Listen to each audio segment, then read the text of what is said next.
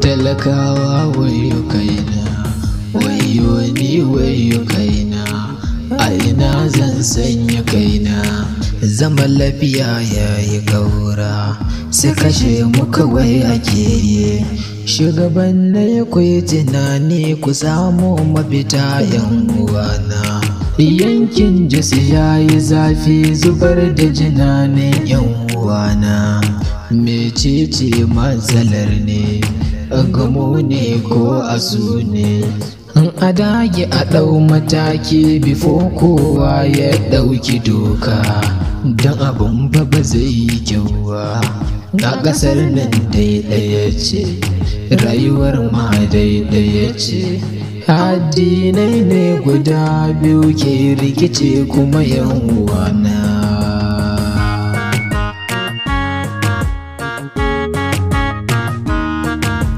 Wayyo Allah ni kaina, wayyo Allah na kasata. Wayyo Allah ni kaina, wayyo Allah na kasata.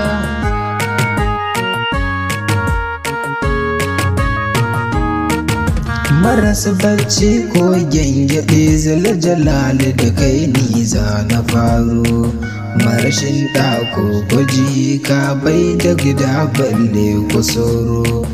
Allah na roƙe ka kawai hikima kaina ka karo. Karamin har da mana na tsaro haka ta ana zuwa.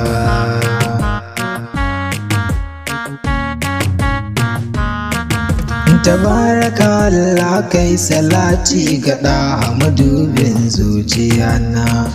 Ka sa a halai sahabai da duka ulama harshe wunaina. A kamar shauna tijani da barhama yin yasa jarumina. Ka sa Ahmad Utuhi da Zullu shashe madubina.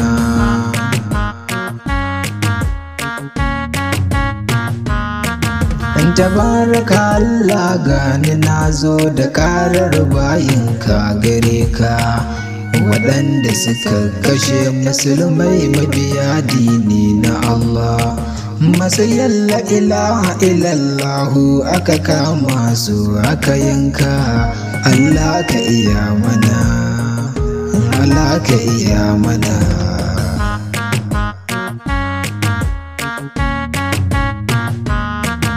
Zaman lafiya fa muke bukata, gwamnati ma fa ta ɗau mataki. A daina zubar jinane na bayan Allah masu sarki.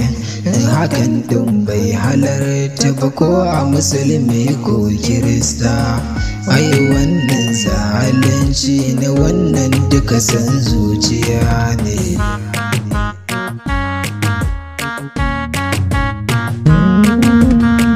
Na tsaro kuma yayi karanci cikin ƙasa ta mai nagarta. Lamari na tsaro kuma yayi karanci, ana kallo an ga zafarta. Lamari na tsaro kuma yayi karanci a Najeriya kowa yana gani. Allah ka iya mana, Allah ka iya mana.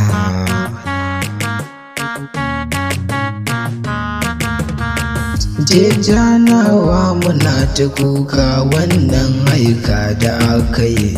Allah shi zai mai bin kaji, Allah shi zai iya mana. Allah ka iya mana, Allah ka iya mana. Kuka a gare ka muke ta'ala, Allah ka iya mana. Amin.